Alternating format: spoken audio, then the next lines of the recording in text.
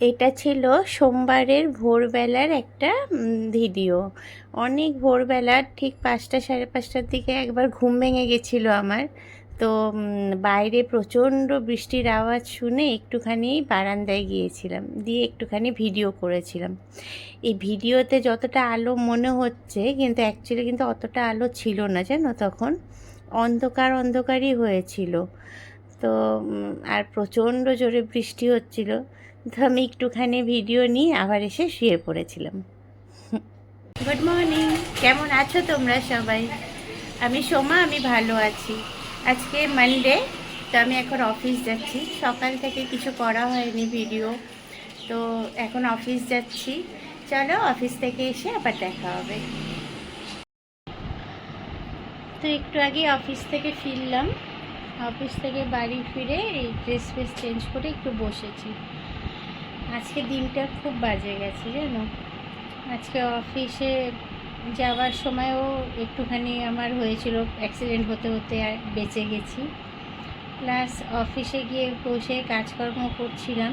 এই দুপুরের দিকে আমাদেরই এক কলিগ, ওর নাম বিশ্বদীপ, তো একটু বেরিয়েছিল চা খেতে।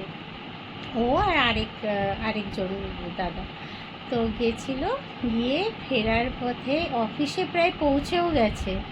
অফিসে ঢুকতে যাবে এই সময় একটা নাকি বাচ্চা ছেলে স্কুটি নিয়ে ফুল স্পিডে গাড়ি চালাচ্ছিল, স্কুটিটা এসে এমনভাবে ওকে ধাক্কা মেরেছে যে মানে পড়ে গিয়ে সেই অফিসের গেটের সামনে কতটা রক্ত পড়েছিল তোমরা না দেখলে বিশ্বাস করবে না। মানে কতটা জোরে ও পড়েছে আর কতটা মাথাটা ফেটেছে, এতগুলো রক্ত পড়েছিল। সেই হইচই, আমরা তো অফিস থেকে বেরিয়ে দেখে মানে সবাই একদম মানে ব্ল্যাঙ্ক হয়ে গেছিলাম কিছুক্ষণ, কী হলো। তারপর তো যাই হোক সবাই ধরে টরে অফিস থেকে সবাই মিলে নিয়ে গেছে, নার্সিংহোমে নিয়ে গেল। ওখানে তারপরে ইমার্জেন্সিতে ভর্তি করেছিল। দিয়ে ছিল ওরা সবাই, হলো টোলো স্ক্যান হয়েছে, আমিও গিয়েছিলাম। ওরা অফিসে তখন তো আমি একাই ছিলাম, সবাই চলে গেছিলো, আমি একাই অফিসে ছিলাম তখন। আর ওরা কিছুজন ফেরার পর আমি আবার গিয়েছিলাম। তো স্ক্যান করে নামানোর পর এমনি তো কথা বলছে, হাত দেখাচ্ছে। তো আপাতত তো ঠিকই মনে হচ্ছে, কিন্তু তারপরে ডাক্তার আবার কি বলে, ওর ফ্যামিলির লোকরাও সবাই চলে এসেছে, ওর ওয়াইফ, বাচ্চা, দাদারা সবাই এসেছে। তো ওরাও কথা বলছে ডাক্তারের সঙ্গে। তো সারাদিন এমন একটা ট্রমার মধ্যে গেল না, কি বলবো। মানে সেই দুপুরের পর থেকে হাসতে হাসতে দুইজন, সিনাদা আর এই বিশ্বদীপ, দুজনে মিলে গেল চা খেয়ে আসি বলে বেরোলো। আর 5 মিনিট পরেই এই ঘটনা, মানে ওরা যখন চা খেয়ে ফিরছিল একদম গেটের সামনে এই ঘটনাটা ঘটলো, অফিসের গেটের সামনে। কি যে ওটা মানে দৃশ্য আমার চিন্তা করতে পারবে না। মানে কীরকমভাবে যে ও ছিল ওই সময়, কীভাবে গাড়িতে তুললো পাজাতলা করে, রক্ত, সিনা তার পুরো শার্ট রক্তে ভেজা। ও তো মানে ও সেন্সলেস হয়নি, কিন্তু একটু মানে চোখটা নাকি বুঝে বুঝে আসছিল। সিনাদা তো জোর করে ওকে জাগিয়ে রেখেছিল যে ঘুমানো যাবে না, তুমি জেগে থাকো। তারপরে তো অফিসের গাড়ি করেই সবাই মিলে ওকে নিয়ে গেল। সবাই কিছুজন স্কুটিতে, কিছুজন বাইকে, কিছুজন গাড়িতে, এইভাবে সবাই মিলেই চলে গেছিলো। আমাদের এখানে অফিসের সামনে একটা নার্সিংহোমে নিয়ে গেল। যাই হোক সঙ্গে সঙ্গেই ট্রিটমেন্ট শুরু হয়ে গেছিলো মোটামুটি। যে ছেলেটা করেছে সেও গেছিলো সঙ্গে, বেশি বয়স না ছেলেটার। কেন যে এই বাচ্চা বয়সে পেলের হাতে বাবা মারা গাড়ি তুলে দেয় ভগবানই জানে। এমনভাবে অ্যাক্সিডেন্ট করেছে, ওর নিজেরও কিছু হতে পারতো, আজকে বিশ্বদ্বীপেরও আরও বড় কিছু ঘটনা ঘটতে পারতো। ভগবানের আশীর্বাদে যাই হোক এখন ভালো আছে। এখন সেরকম ভয়ের কিছু মনে হচ্ছে না, সব ঠিকঠাক চলছে এখন। ডাক্তার তারপরে কি বলে দেখি। তো এমনি জ্ঞান আছে, ওর কথাও বলছে, চিনতেও পারছে সবাইকে, সবার সঙ্গে মানে কথা বলছে, আর নিজেও নাকি বলছে যে আমি ঠিক আছি। তো কি বলবো, আজকে মানে দিনটা খুব বাজে গেল। তো তার মধ্যে ছিলাম আমি সকাল থেকে উপোস, কেন আজকে ফলহারিণী অমাবস্যা। তো আমি এমনি পুজো দিতে পারবো না আজকে নিজে, কিন্তু গায়ে উপোস ছিলাম, যে সকাল থেকে উপোস থাকি, দিদি তো সন্ধ্যায় পুজো দেবে, তারপরেই আমি উপোসটা ভাঙবো। ওর ওগুলো দেখে অফিসে আমার পর্যন্ত শরীর খারাপ হয়ে গেছিলো, জানো, আমি ওর হাত পা কাঁপা এরকম পুরো নার্ভাস হয়ে গেছিলাম। তো যাই হোক, এখন তো বাড়ি ফিরলাম, নার্সিংহোমে ওকে দেখে টেখে একটু ভালো লাগছে যে ছেলেটা কথা বলছে, ঠিক আছে। তো ওকে দেখে এখন বাড়ি ফিরলাম। বাড়ি ফিরে এই এখন একটু স্নান করে ঠাকুরের সামনে দাঁড়াবো, একটু প্রার্থনা করব, প্রণাম করব। আর দিদি আর এবি তো যাবে মন্দিরে পুজো দিতে, তো ওরা পুজো দিয়ে আসুক, তারপরে একসঙ্গে সবাই খাওয়া দাওয়া করবো, উপোসটা ভাঙবো। তো আজকে আর সকাল থেকে তো যাওয়ার সময় মনে একবার একটু ভিডিও করেছিলাম, আর সারাদিনে কিছু হয়নি। আর এই তো এসে এখন আর মনটাও ভালো নেই, শরীরও ভালো লাগছে না। যদি পারি পরে আবার আসবো তোমাদের সামনে, এখনকার মতো আসছি। গুড মর্নিং, কেমন আছো তোমরা সবাই? আমি সোমা, আমি ভালো আছি। তো আজকে মঙ্গলবার, আজকে একটা নতুন ব্লগ শুরু করলাম।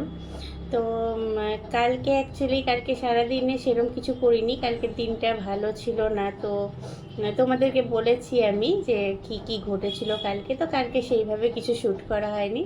তো আজকে আবার একটা নতুন ব্লগ নিয়ে চলে এসেছি। তো তোমাদেরকে তো বলেছিলাম আগেই যে সুজাতা 4 দিন আসবে না, তো আমাকেই এখন কয়দিন সব করতে হবে। তো এই ঘুম থেকে উঠে ওষুধ খেলাম, ফ্রেশ হলাম, তারপরে ওষুধ খেলাম, এখন যাব চা বসাতে। আর ব্রেকফাস্ট আজকেও আমাকে বানাতে হবে না, সুজাতার বাড়িতে কালকে কালী পুজো ছিল। তো সুজাতা নাকি, মাসি একটু আগেই ফোন করলো, সুজাতা সকালবেলায় নাকি ছেলের হাত দিয়ে খিচুড়ি পাঠিয়ে দিয়েছে আমার জন্য, পুজোর খিচুড়ি। তো ভালোই হলো। আর আমি তো খিচুড়ি ভীষণ ভালোবাসি, মানে সবাই এটা জানে, যারা আমাকে চেনে সবাই জানে আমি খিচুড়ি কতটা ভালোবাসি। তো সুজাতাও জানে, ওই জন্য সুজাতা কী করেছে, সকাল সকাল ছেলের হাত দিয়ে খিচুড়ি পাঠিয়ে দিয়েছে পূজার। তো যাই আগে একটু চা খেয়ে নিই, মাসি ততক্ষণে খিচুড়িটাও নিয়ে আসুক। মাসি ওই নিচে দিদির ঘরে রেখেছে খিচুড়িটা নিয়ে, তো মাসি খিচুড়িটা নিয়ে আসুক, তারপরে কি খিচুড়িটাই এখন খেয়ে নিয়ে তারপরে অফিসের জন্য রেডি হব। তো খিচুড়িটা মাসি আনুক, তারপরে তোমাদেরকে দেখাচ্ছি। সকাল সকাল না, মাসির কথা শুনে, মাসির মানে ফোনটা শুনে আমি খুশি হয়ে গেছিলাম যে খিচুড়ি পাঠিয়ে দিয়েছে সুজাতা। তো যাই হোক, চলো ব্লগটা শুরু করছি, দেখতে থাকো। আসছি, আমি চায়ের কাপ নিয়ে আবার আসছি।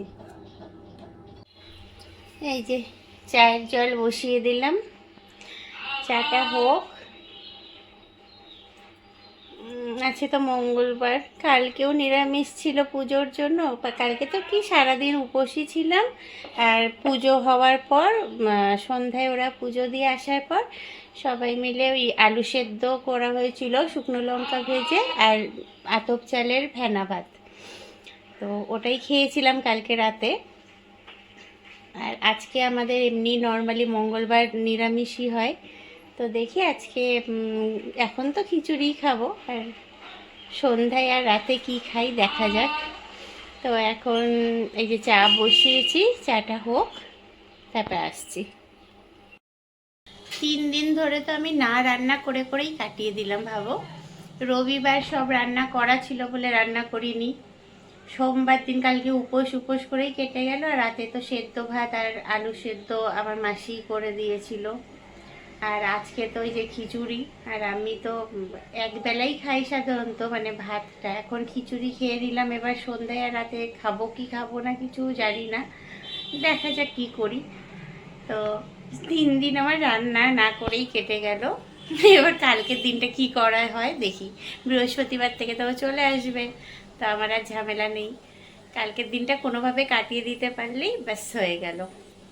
আর এমনি হ্যাঁ, এই ঘরের কাজগুলো করার জন্য আমার মাসি তো কিছুটা হেল্প করছেই, প্লাস হচ্ছে দিদির ঘরে একজন আছে কাজল বলে, তো এসে এই ঘর ঝাড়ু মোছা, কয়েকটা বাসন মাজা এগুলো করে দিচ্ছে। তো আমার অত চাপ পড়ছে না। তো এই আমাদের বাড়িতে এটা একটা সুবিধা আছে জানো, মানে আমার ঘরে না এলে নিচে যে থাকে ওর দিদির বাড়িতে, সে এসে করে দেয়। আবার ওর ঘরেতে না এলে আমার সুজাতা গিয়ে ওখানে কিছুটা করে দেয়। তো এই জন্য খুব একটা ঝামেলায় আমাদের পড়তে হয় না। তো চাটা হয়ে গেছে, দাঁড়াও চাটা নিয়ে নিই। এই যে চা নিয়ে চলে এসেছি আমি। চা হয়ে গেছে।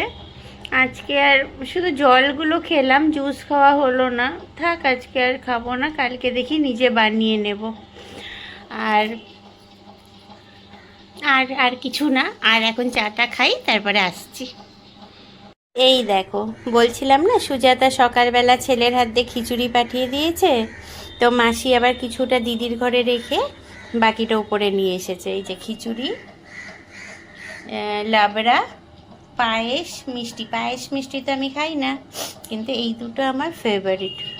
তো এতটা আমার লাগবে না, আমি আরও কিছুটা দিদির ঘরে পাঠিয়ে দেব। তো চলো, সকালের আজকে ব্রেকফাস্ট তো একদম আমার ফেভারিট জিনিস দিয়েই করে নেব। আর আমি সহ্য করতে পারছি না, খিচুড়ি সামনে দেখে না আর থাকা যায় না, বুঝছো? চলো খেয়ে নিই। এই দেখো, আমি খিচুড়ি লাবড়া নিয়ে নিয়েছি প্লেটে।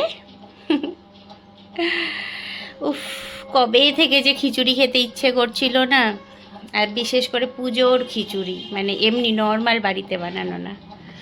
তো এটা আমার ফেভারিট আইটেম, ফেভারিট ডিশ। চলো, কার কার লোভ লাগছে বলো তো? আমার ছোটদাদার তো লাগছেই লাগছে, আমি জানি। কেন, আমার ছোটদাদা আমার মতোই খিচুড়ি পাগল, মানে খিচুড়ি লাবড়া পেলে ছোটদাদার আর অন্য কিচ্ছু লাগে না। আমি জানি সুদূর বিদেশ থেকে এইটা দেখে আমার ছোটদাদার তো জিভ দিয়ে জল পড়বেই পড়বে। ছোটদাদা, চিন্তা করো না, তুমি আসলে তোমাকে বানিয়ে দেবো।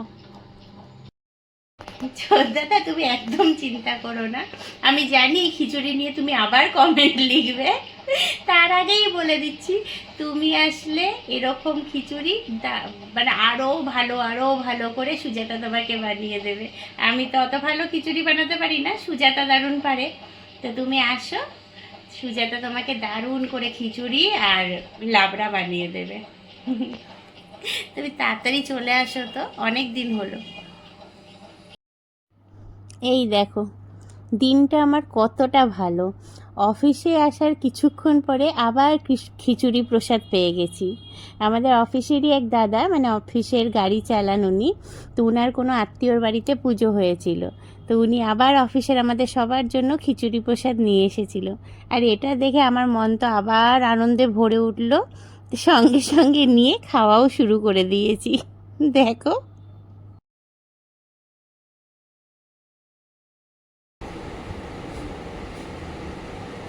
সুনীল, পুজোর খিচুড়ি খাও।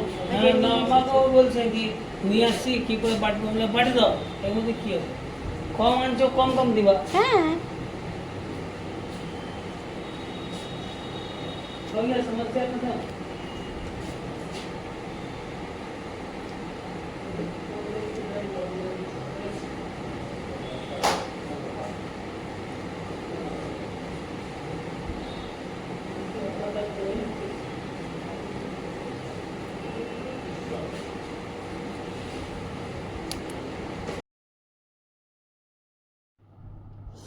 এই আমি অফিস থেকে ফিরে এসেছি।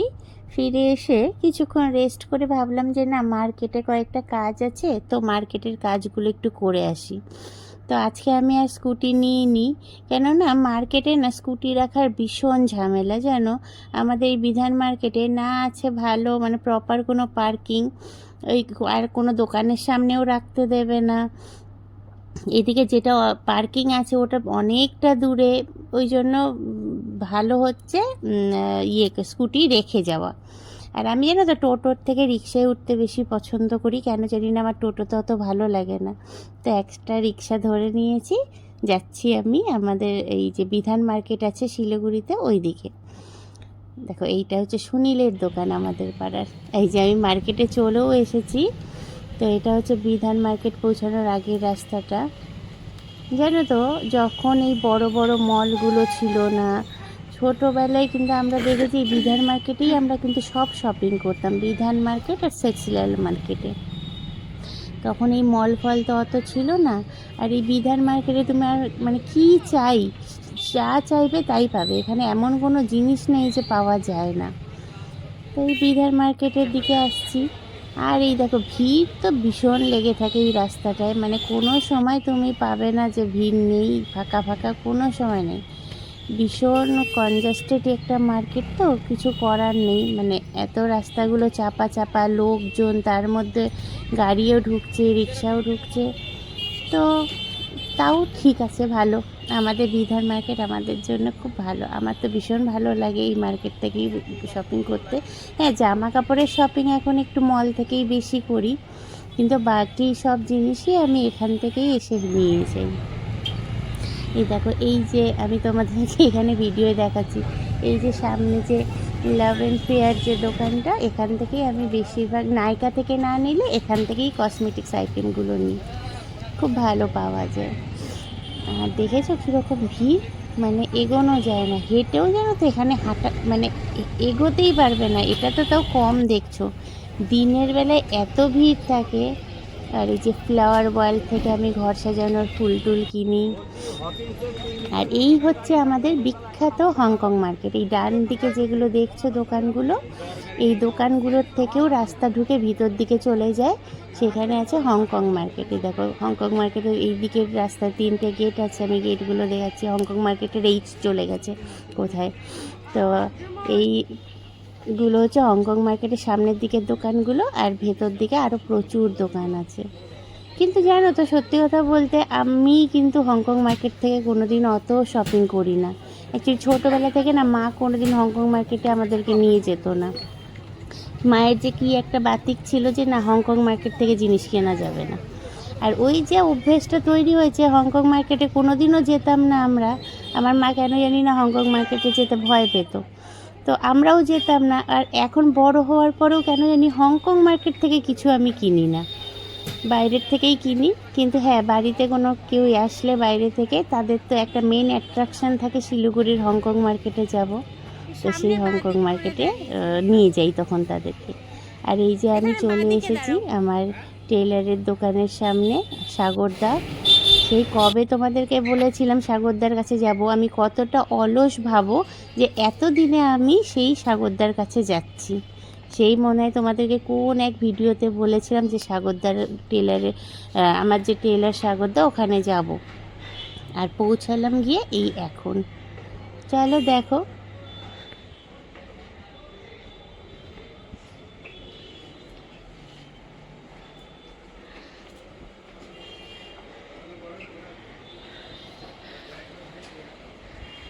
সাগরদা, আর এই বিধ্বস্ত আমি।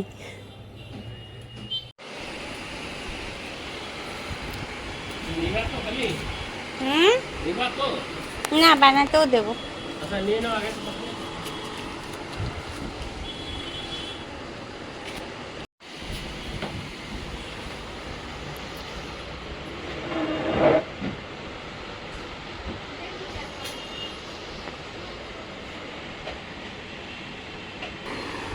তাকান,